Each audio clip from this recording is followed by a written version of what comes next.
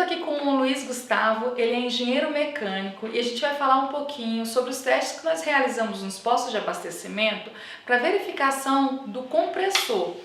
É uma determinação da norma regulamentadora número 13 e ele vai estar falando por que a gente tem que realizar esses testes e a periodicidade. Há uma determinação do Ministério do Trabalho e Emprego para fazer um teste de vaso de pressão. Que teste é esse?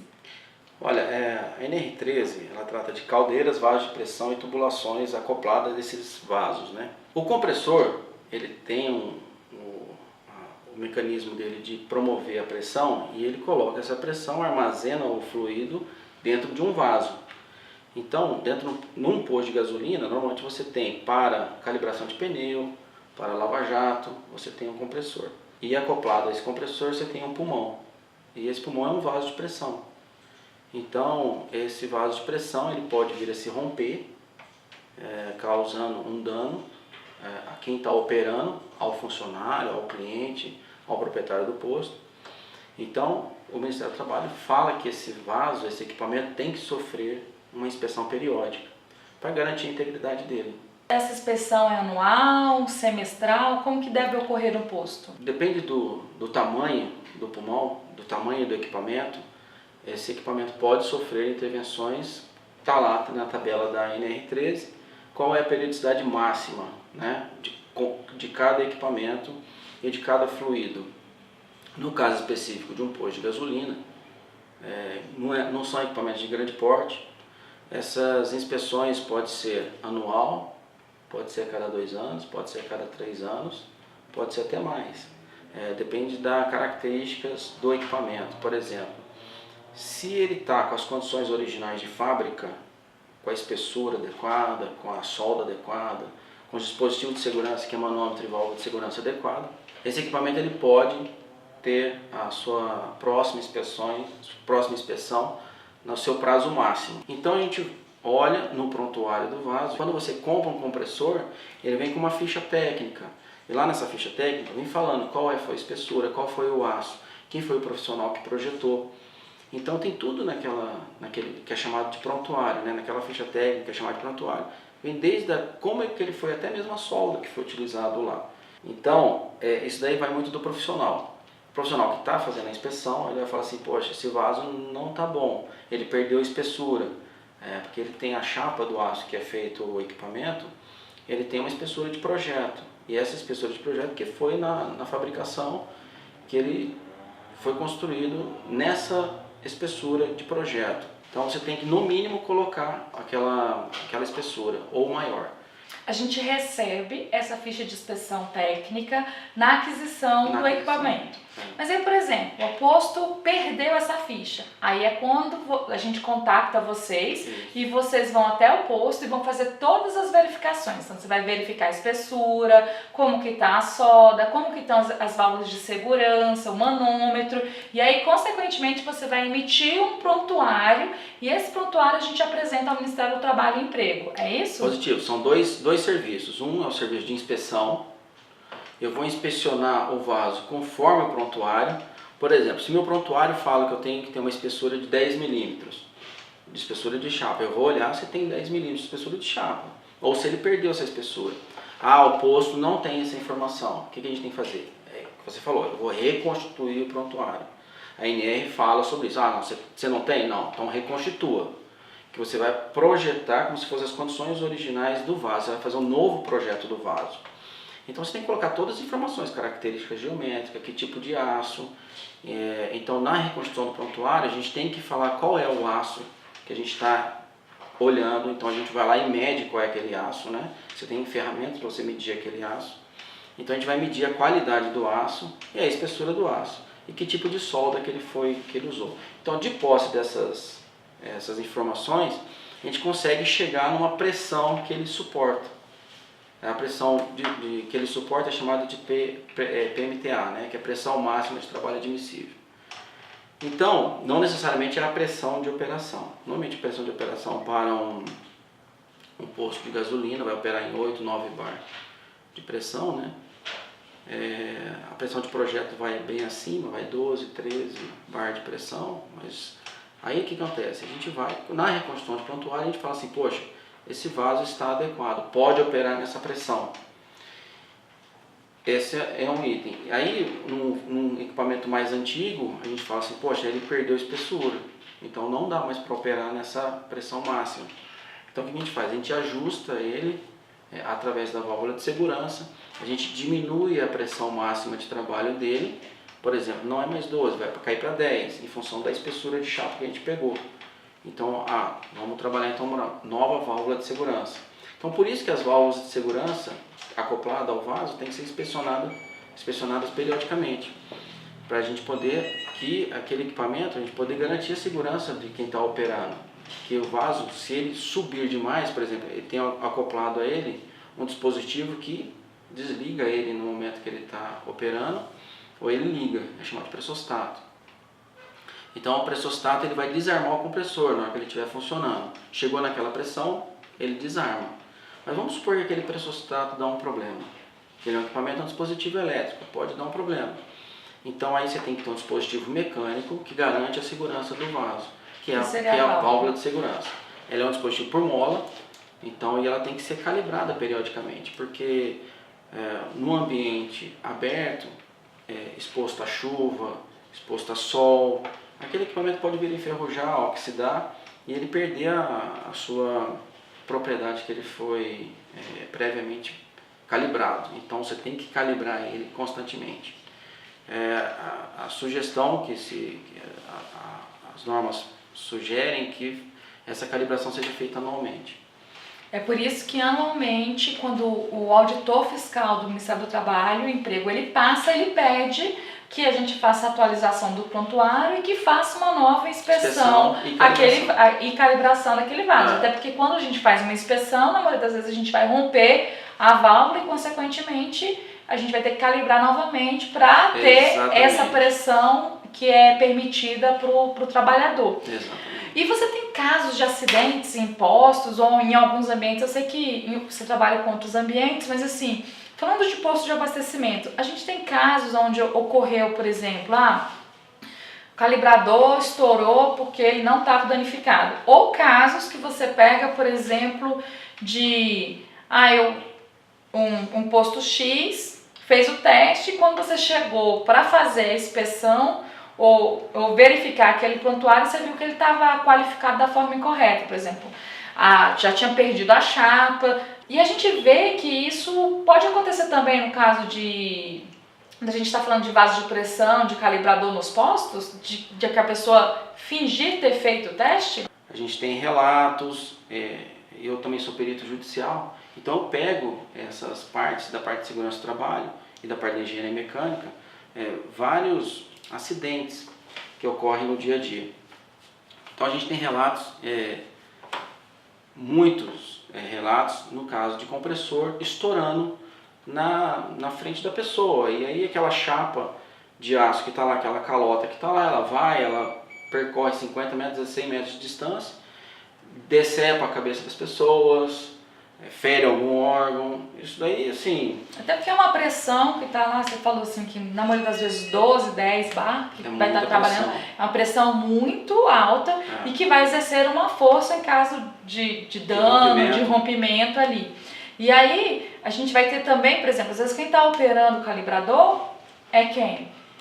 É o cliente. E imagine o dano, assim, qualquer lesão que a gente tem, a integridade da pessoa, tanto seja ele quem está trabalhando ou um cliente, para mim eu acho que essa lesão é a pior. Por quê? Porque a gente está lesionando a capacidade laboral ou a capacidade de fazer alguma coisa. Então imagina decepar um dedo, uma mão.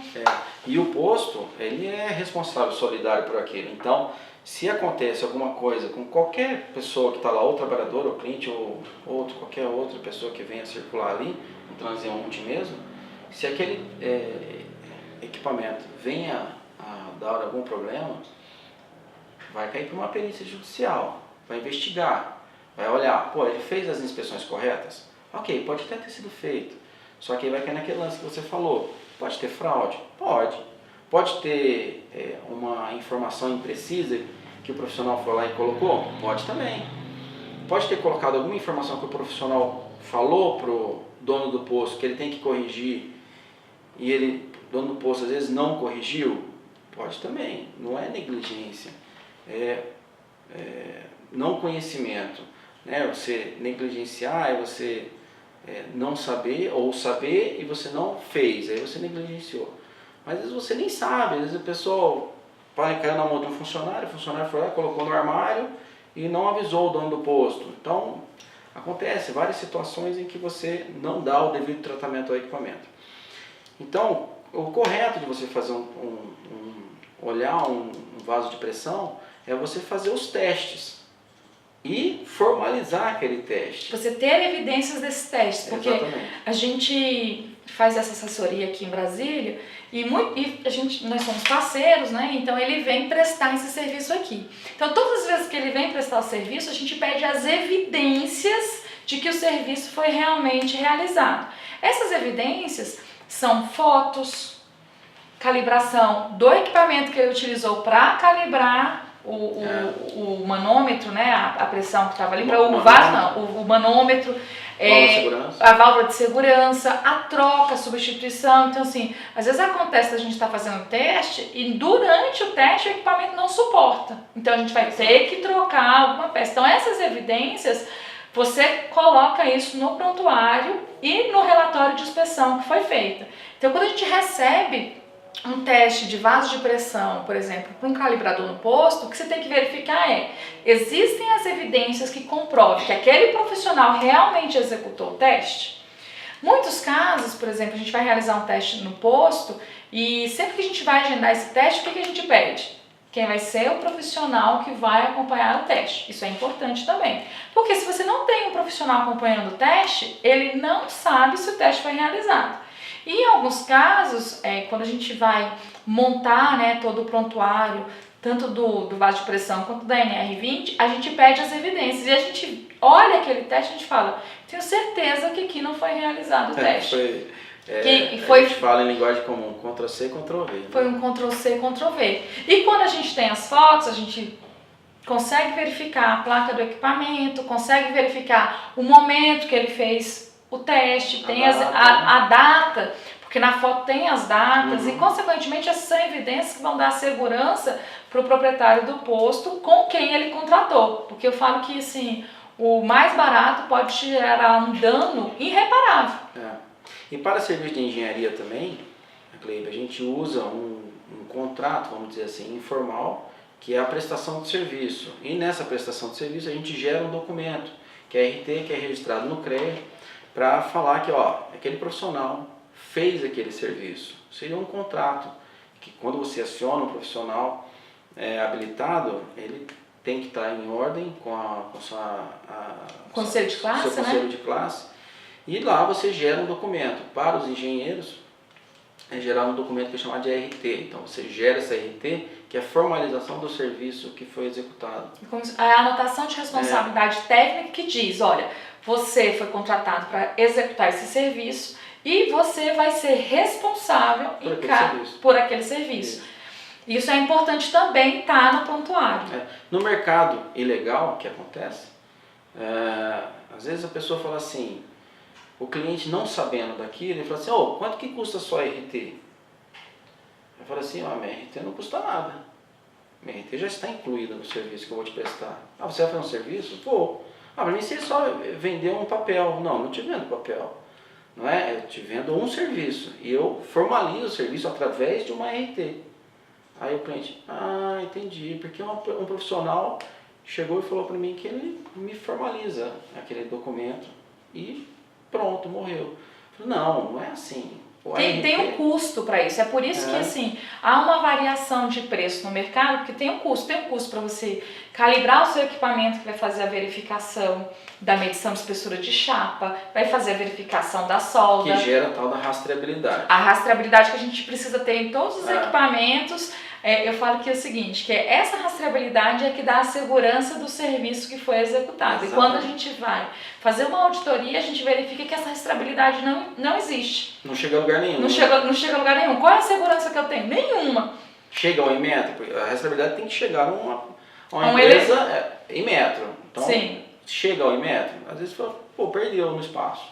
Sim. Então não tem rastreabilidade. Então o equipamento não é um equipamento confiável. Pode até ser, pode estar até correto, só que você não garante através de um documento que ele está realmente calibrado. E aí, consequentemente, você tem um laudo que ele não vai cumprir os requisitos. Ele está incompleto. Ele não vai cumprir os requisitos legais, que os requisitos são garantir a segurança de quem vai operar, por exemplo, é o fim. um é o calibrador. Fim da norma. É o propósito fim da norma, que você vai garantir a segurança daquelas pessoas. Então, como que você garante isso? Tem uma série de requisitos que tem que ser cumprido passo a passo. Então, esse passo a passo passa principalmente pelo dispositivo de segurança que está acoplado no caso de um vaso de pressão, que é a válvula de segurança, que é o item principal, que é a última linha de defesa de uma falha de um equipamento. Então, se aquele dispositivo não atua, perdeu a sua função. Aquele equipamento perdeu a sua função de segurança. Sim. Então, aquele dispositivo está inseguro, ele não está apto para trabalho. Ele tem que ser tirado de circulação. Ou você arruma aquele dispositivo de segurança, ou ele não está apto para trabalho.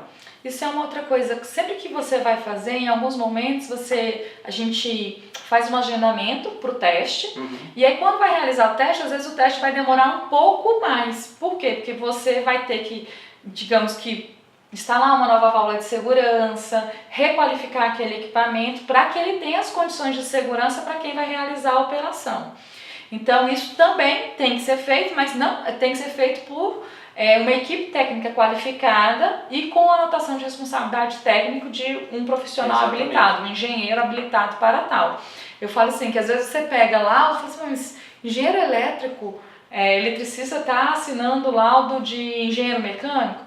Há habilitações para cada área fim. E essas habilitações que vão garantir que você pode assinar determinados laudos. Isso também é muito importante ser verificado nos testes que são realizados. A gente vê, por exemplo, uma confusão generalizada, até mesmo por parte do conselho de classe, que é um comum dos engenheiros reclamar que você atropela a função de um outro profissional. Então não pode, a gente tem que ser correto com as coisas e saber, poxa, aquilo lá não é o meu papel. Eu não posso validar uma coisa que eu não estou apto para aquilo.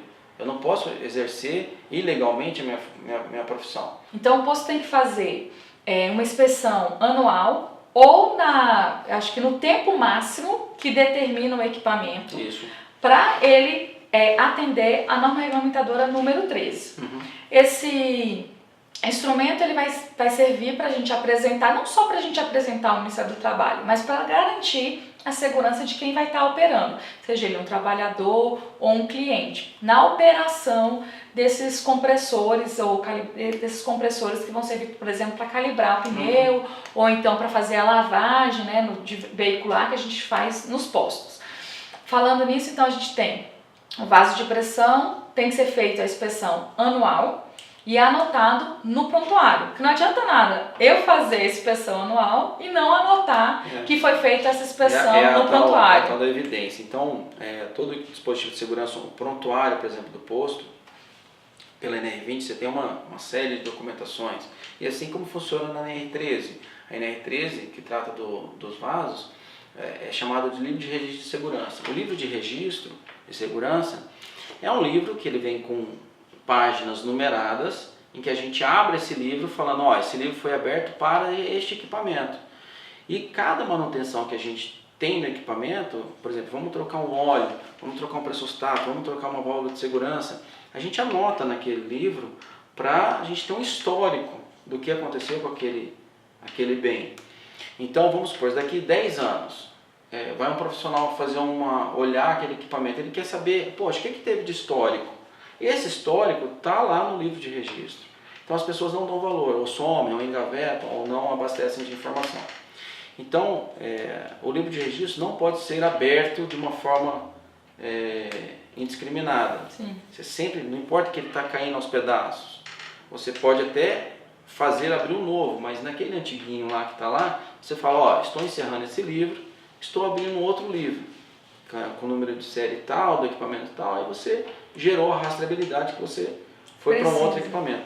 Então, muitas das vezes, a gente se depara em que as pessoas, os clientes, não têm este livro de registro, mas é importante ter e guardar. Para a gente que vai atuar na área, a gente precisa saber qual é o histórico daquele equipamento, se ele mudou um pressostato, até mesmo se ele teve uma solda. Poxa, estava lá o carretel onde que ele fica acoplado, o compressor mesmo, em cima do vaso, às vezes ele teve uma solda. Pô, essa solda está correta? Foi feita de uma forma adequada? Então a gente tem que ter uma ferramenta de garantir de garantir a segurança das pessoas que estão ali. Então a gente precisa saber o histórico dele.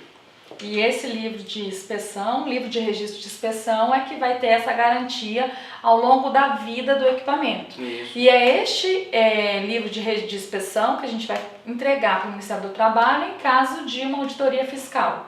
E aí ele vai fazer a verificação, realmente anualmente está sendo feita a inspeção que vai garantir a segurança dos trabalhadores e de quem vai estar operando esse equipamento, por exemplo, um cliente. Isso que vai trazer a segurança e a rastreabilidade de tudo aquilo que foi executado no equipamento. Periodicamente é anual, ou não? É anual por causa da válvula de segurança.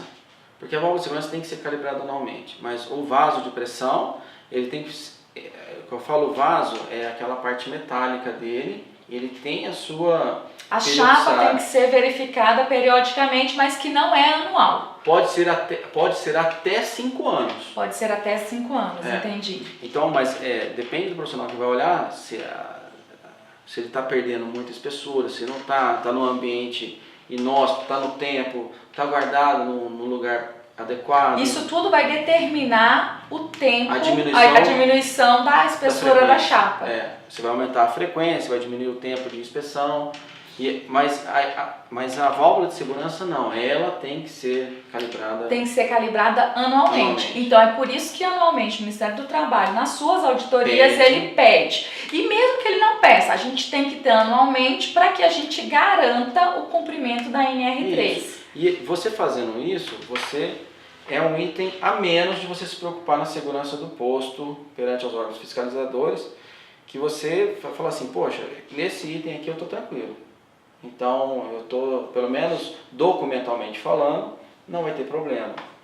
A gente encontra muitos casos, por exemplo, quando a gente é procurado, que é mais ou menos assim, eu não tenho dos outros anos.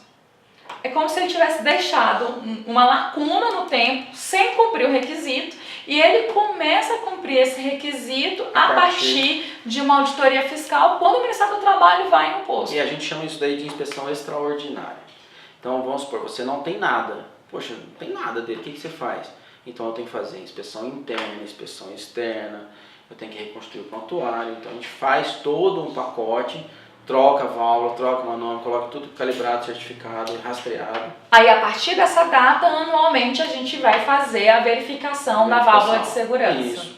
É uma inspeção, porque você teve todo um passivo, então esse passivo tem um custo, então ele é um pouquinho mais elevado. Mas aí, a partir dali, se você garante todo ano fazendo aquela inspeção, logicamente se torna mais barato, né? Sim. Porque são menos itens que você tem que olhar. Então, lá no meu posto, eu tenho que ter um checklist, assim como eu tenho um checklist, por exemplo, para verificação de SPDA, lá no meu checklist eu tenho que colocar, anualmente eu vou fazer a verificação, quando eu já tenho prontuário de inspeção, eu vou fazer a verificação da válvula de inspeção do vaso de pressão do compressor. Isso.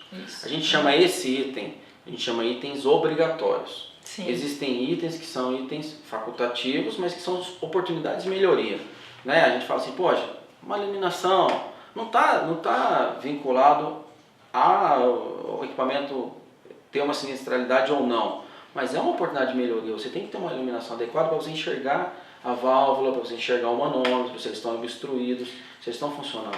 Eu acho que o principal, o que eu sempre vejo, né, quando eu faço visitas nos postos, é que este equipamento ele não está instalado no local correto. Então ele fica,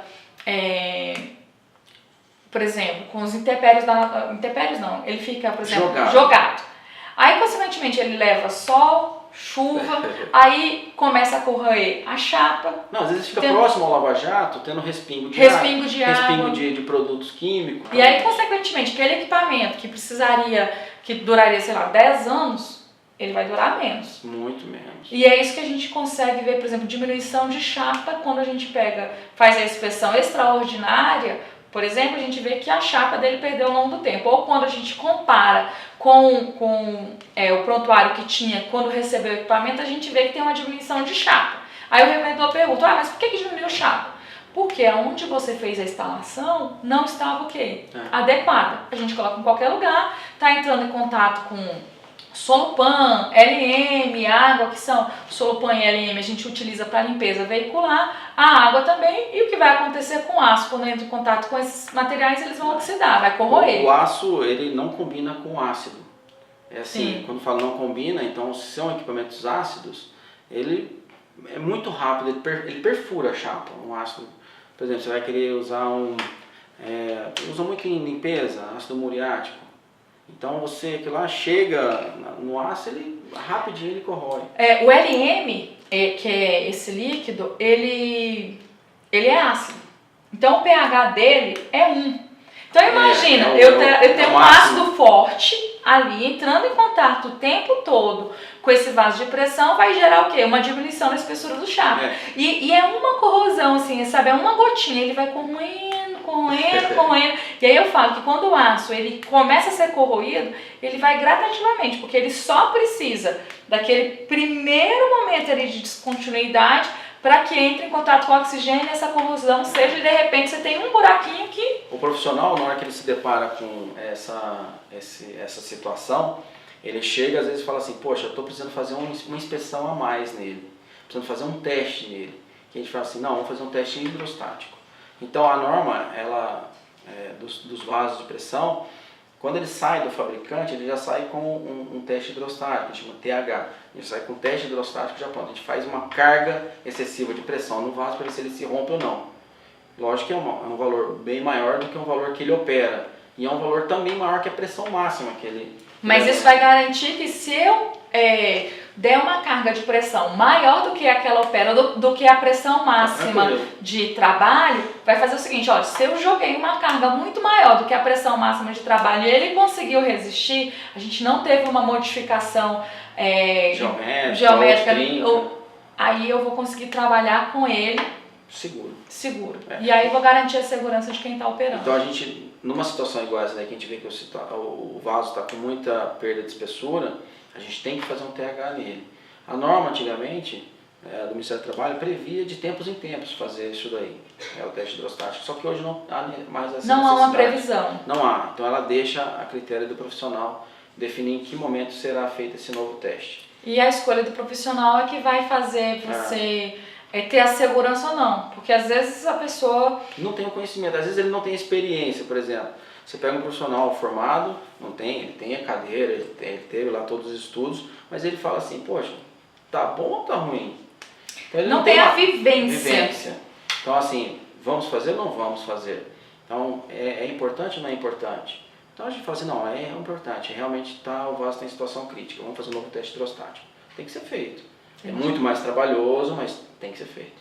Gustavo, o que eu tenho que verificar no compressor do posto? Se eu tiver que contratar alguém, o que eu, como gerente, supervisora, vou ter que olhar no recebimento dessa verificação de inspeção do vaso de pressão do compressor? Você fala assim, no momento que o profissional foi lá e entregou o serviço, né? Serviço. Na entrega do serviço, o gerente do posto tem que olhar se foi feito prontuário, a reconstrução do prontuário, se foi feito a inspeção, no caso, se for necessário a reconstrução do prontuário, né? Então é o prontuário, livro de expressão, certificado de calibração de laudo, certificado de calibração de manômetro e válvula de segurança e o relatório de inspeção.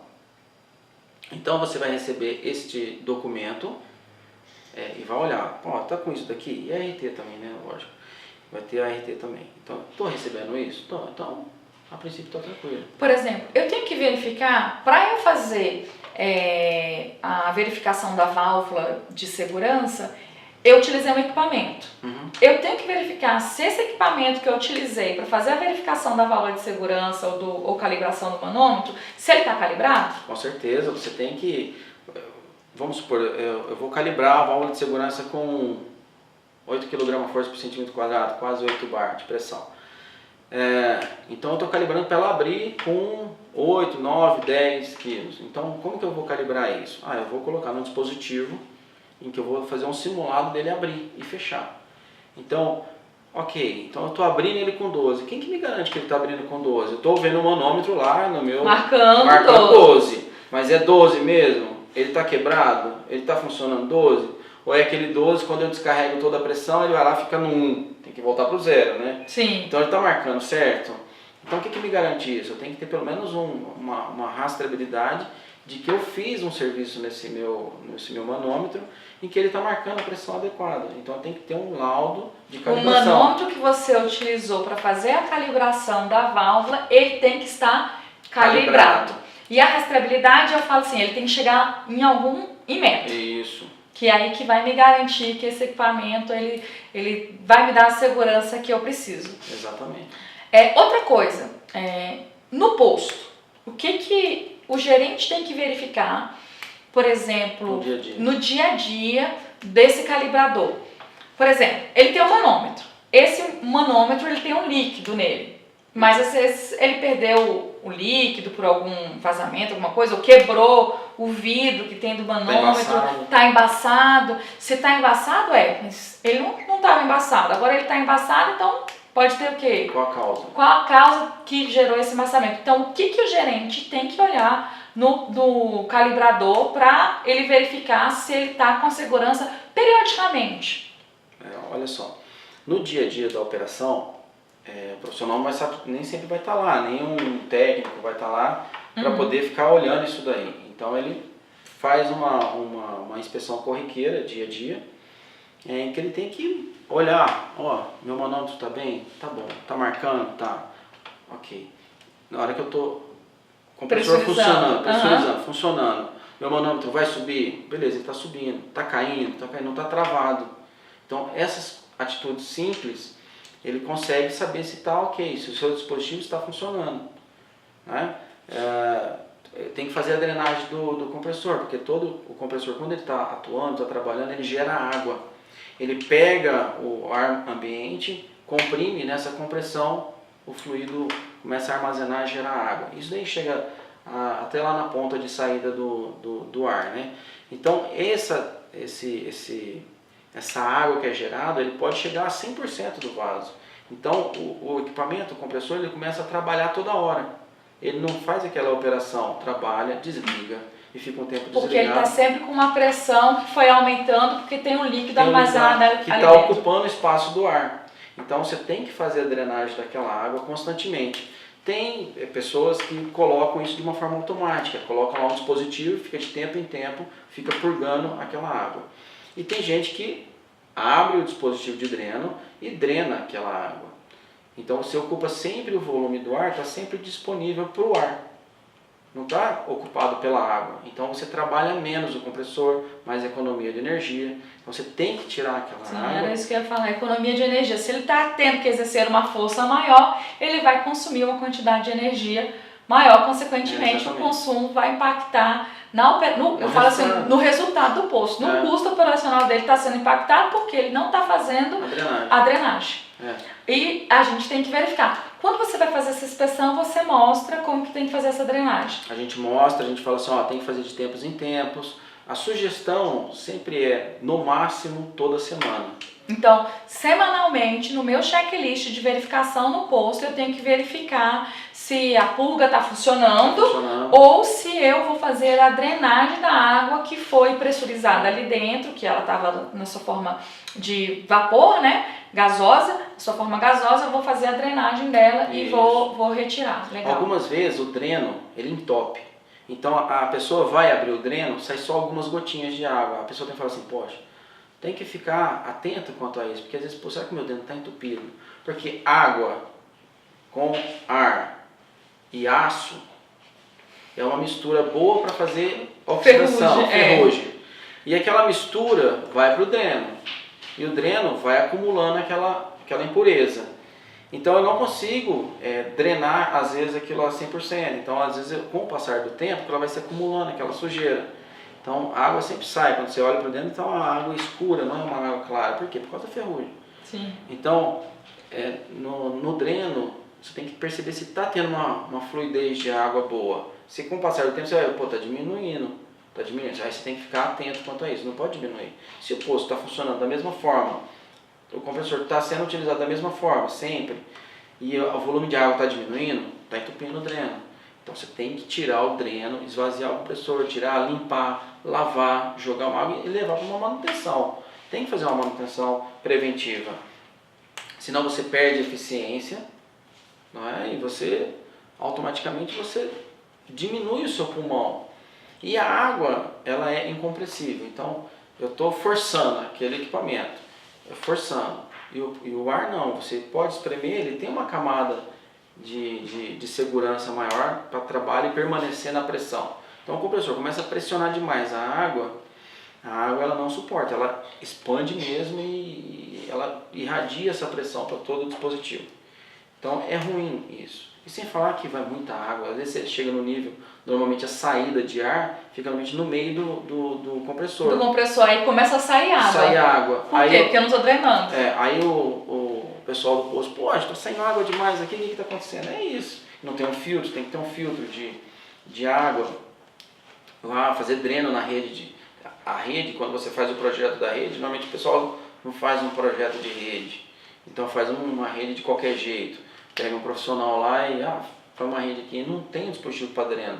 Ela tem que ter uma curva, tem que ter uma caída para a água acumular e você drenar essa água da rede, para evitar que venha acontecer esse tipo de situação. Então, é importante também no projeto que você vai fazer da instalação, prever isso também. Eu falo que toda vez que eu visito uma obra, né, que está ocorrendo, apesar de não ser engenheira civil, eu vou visitar, eu vejo que foi mal projetado. Por que foi mal projetado? Não, estou colocando a câmara de calçada num local onde vai ter um grande fluxo de carros. Consequentemente, aquele SAMP vai ser danificado. Por quê? Porque eu estou, né, apesar de ter uma câmara de calçada ali, eu estou sempre trafegando muito carro.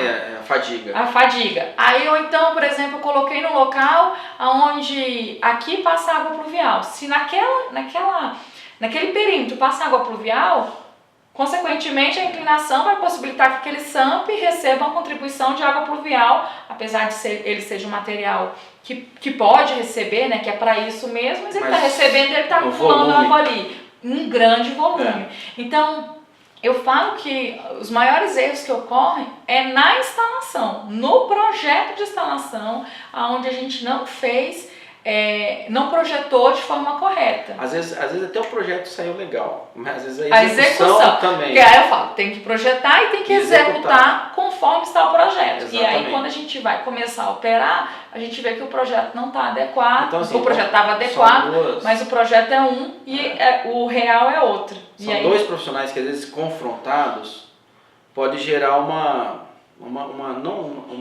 melhoria do projeto. Aí você pega um profissional que executa, tem experiência, ele vai executar de uma forma correta. E ele chega e fala assim, projetista, arrume esse projeto. Dentro da área de engenharia é chamado de as-built. As-built é isso, é você fazer um novo projeto, uma adequação do projeto. Então é comum isso na engenharia, você fazer um as-built.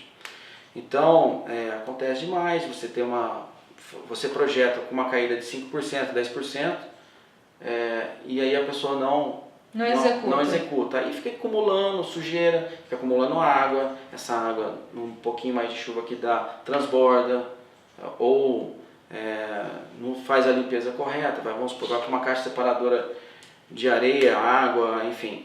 E aí você tem um volume muito grande correndo ali para dentro. Tem uma sobrecarga do sistema. Ou não chega no sistema. Então, a execução, às vezes a pessoa até projetou certo, a execução não foi bem executada. Então aí tem que ter um outro profissional fiscalizando também a execução.